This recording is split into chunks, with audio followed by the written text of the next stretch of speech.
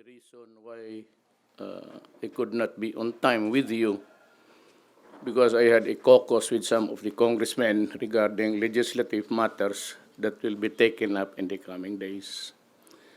I took all this meeting because there will be a long hiatus of holidays, and I am not sure if I could talk to you again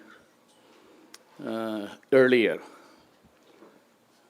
You know, some of my relatives, yung mga babae, the women, were asking me, even from the States, the residents of the United States, why did you have to include the relationship between the Lima and her driver?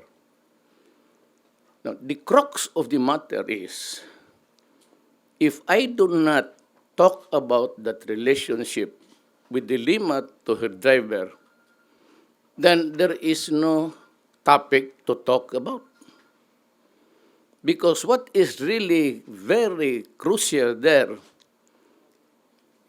is the fact that because of that relationship with her driver, which I termed immoral because the driver has a family and a wife, that connection gave rise to the corruption of what was happening inside the National Penitentiary. Kaya nga nagkaroon ng special privileges. Are you not surprised that during her term and for a longer period, when she became the Secretary of Justice, there were special privileges granted to almost all inmates. There were guns there inside. There were parties being held almost every night. There was a combo, a musical group. Liquors and alcoholic drinks flowed freely, and women went inside and out the prison. Now, if I do not mention the connect between the senator, who was then a Secretary of Justice, and a driver, how would you now explain? How would now I explain to the public that these things happened, the partying, drugs, and even cooking shabu went well, unbridled, unhampered, because of the driver himself? Would you think that a driver of a Department of Justice employee could have allowed these things by all and himself? These illegal things which you saw on TV almost every day for about a month? Do you think that without the Lima giving him the authority to allow the inmates to do that, all of this could have only happened if there was the go signal from the head of the department, which is the secretary. Barlaan, is there his name? Yeah, Barlaan. He was also one of the bagman. He was also, there's another fellow there. Undersecretary, all of these things happened under your nose, and shabu was floating inside, and it was being, and what was really painful, and that's the reason why we knew, and I know, because they were trafficking shabu from the inside. Were it not for that authority, these cell phones and everything else, the guns, could not have happened. Now, I am now warning everybody connected with the Bureau of Prisons in Muntinlupa. All the guards there and the supervisors. Because if you do not tell the truth before any committee of any governmental body, be it the Senate or the House of Representatives, be prepared to be charged. For what? That is serious negligence of duty If not, I hope it is not that you were in conspiracy with the prisoners. You were there for almost all the time that these things happened. Do you mean to say that you did not report it to your superiors? Or you allow these things to happen by yourself, only your authority and nobody else's?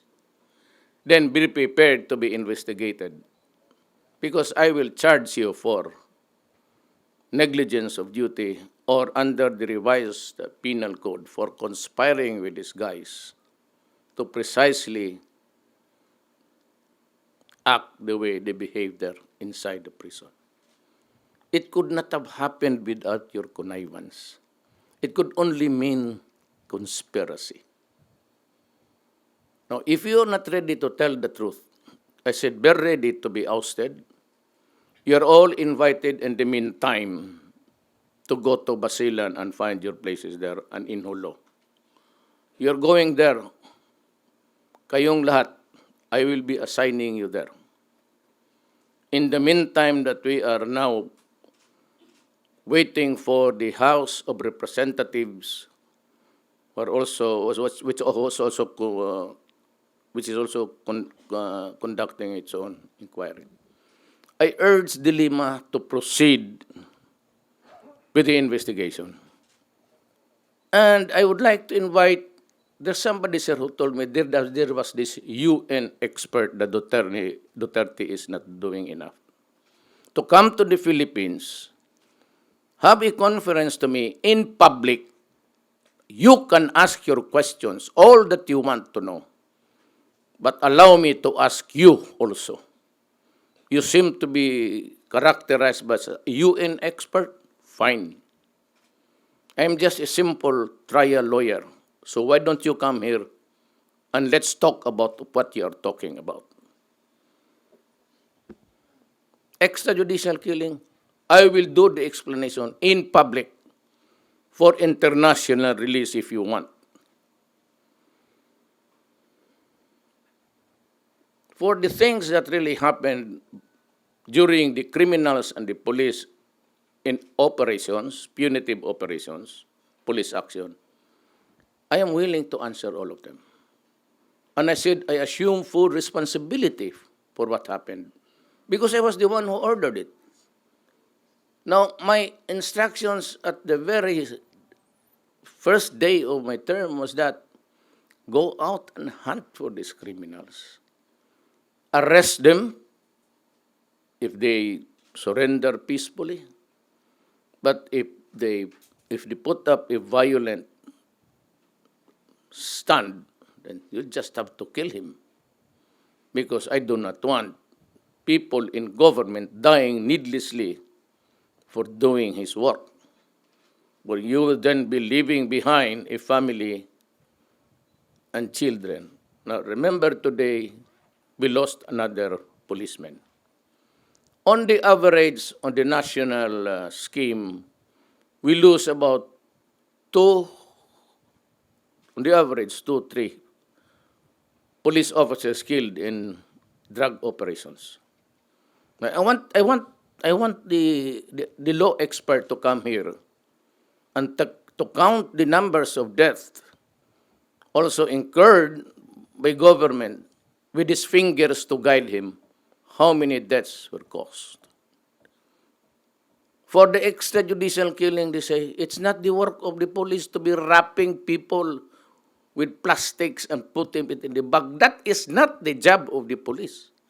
I just told him that one bullet will do. Why do you have to wrap it? Waste your time. That is not. But we know at the start what we planted the intrigues there. I am just as, not really. I've learned a lot during my prosecution days. We planted evidence. We arrested persons, but we released them, but telling him that it was this person who squealed on him. And then when he goes out but killing, then we said that it was this fellow who really did it, who did you in. We first planted the intrigues so that we would know where they were, from where they came from. it was not until I was the favorite whipping boy of the Lima. She was for the longest time chairman of the Commission on Appointments, Philippines Republic. She was yakking, she never proved anything. When she became Secretary of Justice, she was yakking, accusing me. But she never also initiated any complaint, any accusation anywhere. She just simply loved talking in front of cameras and microphones. Now, she's conducting an investigation against, in the matter of judicial killings. And then she had the gall again to mention my name, Mayor Duterte, that's what I call me. My appellation is really Mayor. That's my nickname, so you call me Mayor. Do not call me President. I'm not used to it. I've been Mayor for 23 years. Just call me Mayor. I said, Mr. President Duterte, follow me as I start my probe. Good. Then we will have to include all. Your driver, all of the employees, Barlaan,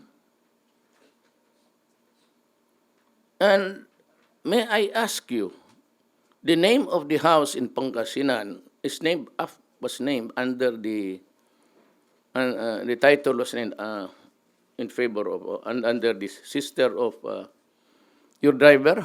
Where did she get the money? Tell me, where did your driver get the money to build such a good house? Can you show me their income? What's their business? And what is the wealth of your driver? He was the only one residing there all the time.